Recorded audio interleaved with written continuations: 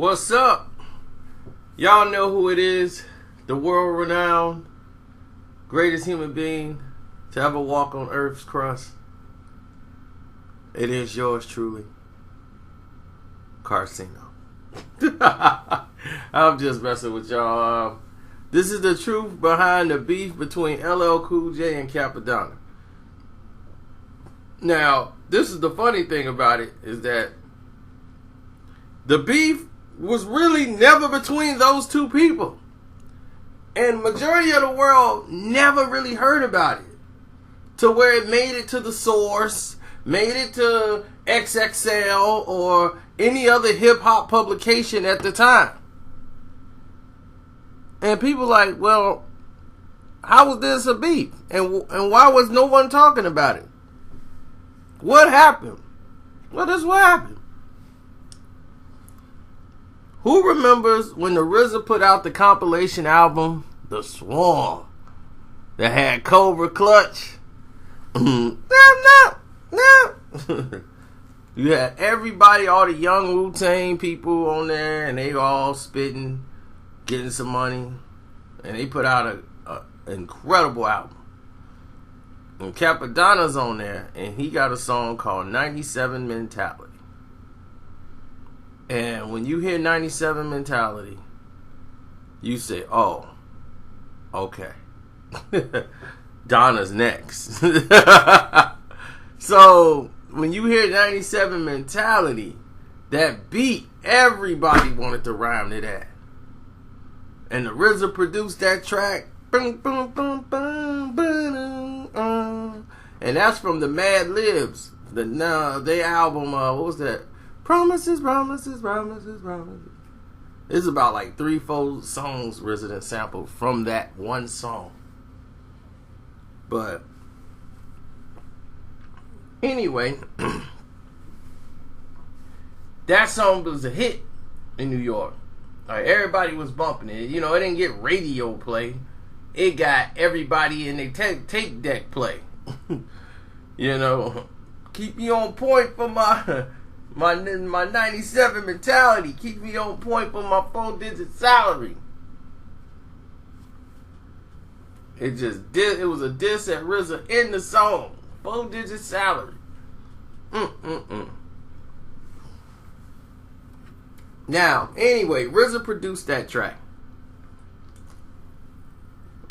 Now, in 99, 2 years later, the track comes back as the intro to LL Cool J's new album, The GOAT. But before, it was a promo for The GOAT. It wasn't even supposed to make the album. It was just like, okay, he ripping that, because on the intro is basically, yo, my new album gonna be the baby. No doubt indeed, you put up personas. Out of many, one. The GOAT. Greatest. It was like, you know, he promoting the album. So nobody paid it no attention. It was like, oh, okay, he took that 97 Mentality beat, you know, RZA track, and he, you know, he blessed it and touched it up just to let people know you coming. Then the album come out. It's the first song on the album. It's the intro to the album. Everybody like, wow, they used the promo track as the intro. So if you listen to the GOAT intro, there it is. And it's it's chopped the very same way. So everybody said, man, I ain't know the RZA did a track with LL. And then you go down and it's like, whoa, this produced by Bimmy. It's like, what? So it was a major thing, because the RZA was like, yo, you guys tried to screw me out of my paper. You know I made that track. You heard 97 Mentality. Don't try to play slow. You trying to play us like we dumb, huh? Bong bong, huh? Trying to go upside his head. You know what I'm saying? So Meth was the guy in the middle, because Meth was eating real good with LL. Def Jam had this whole thing of having Redman, Method Man, and LL Cool J rap together. They had just did the Monstars and all that stuff. So they was eating good. Like, they was like, checks was coming in good. So Method Man didn't even want to do another album. Man, F a album. So Meth was in the middle.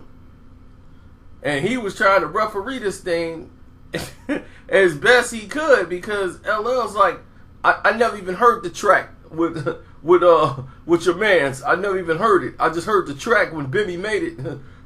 And I said, I'm gonna do my thing. The track is hot.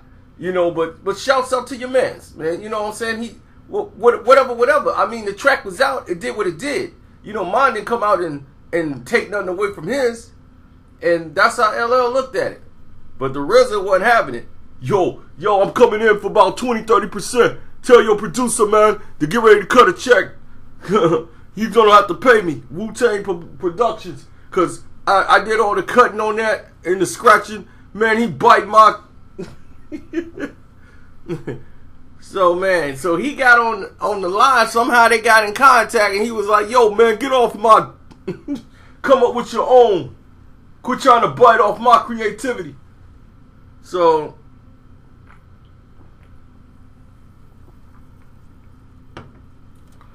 he was going off. The guy insists it was mixed by somebody else. I got the track. I never knew you made the track. Everybody played dumb. And in the end, it just all died out. And they was like, okay, look, LL, man, look, you know me, man. I tell you what, we'll do something together, me and your mans. If he really feels some type of way, like I stole something from him. I've never taken anything from anybody in my life. I'll do something with him. You hook it up. You produce it. I come in. We'll bless it. We do it like that, baby. It's hip hop. That's how we do it. It ain't nothing that can't be fixed. But to insinuate that someone owes somebody money when neither one of us created the record. The actual record was completed years ago by somebody else. It's a sample, baby. So I don't know how anybody would owe anybody any money. But, we can always make it right, baby. So whatever happened, happened. But I never heard of Cappadonna LL Cool J's record. And the Method Man was the biggest LL Cool J fan in the world. And Cappadonna taught Method Man how to rap. Because Method Man used to rap like LL Cool J. And that's what Donna be like, man, you sounding like Cool J. Donna gonna straighten you all out. And that's how Meth found his lane and found his own style. By learning how to rhyme, from Donna.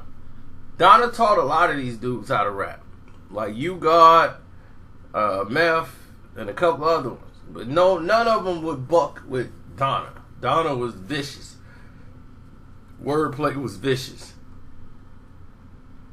And he just spilled.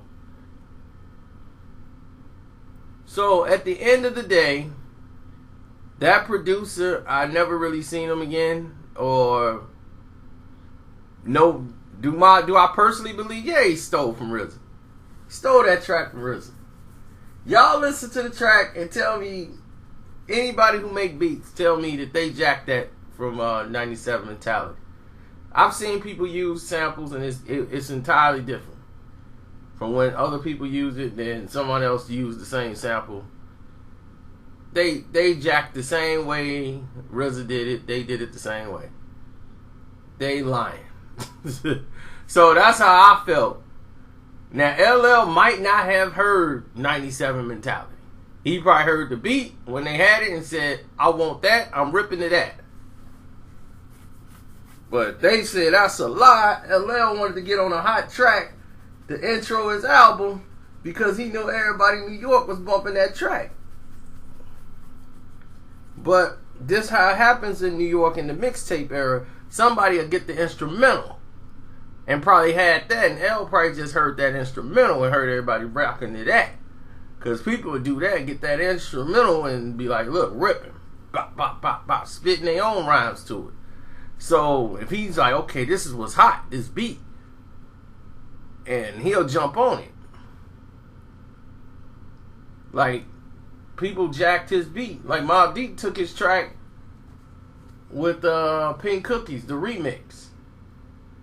When he did Pink Cookies in a Plastic Bag, the video version, that remix, and Mobb Deep had that track on their album.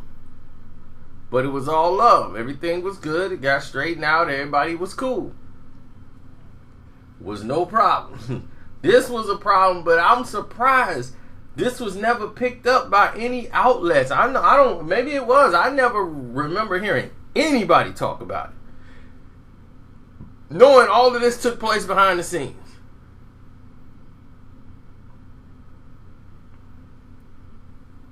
But it is what it is, you know. Shaban Carcino, I'm out. Don't forget to subscribe and click one of these videos you see probably in the corner if you want to keep staying updated to what's going on. I'm out. Peace. And nobody died. Remember that. Very important. Nobody died. They had a discussion. They worked it out. Nobody talking about pull up, come get this smoke, I'm finna wet you. None of that craziness. See how things happened back then? Dealt with like men. Conversation.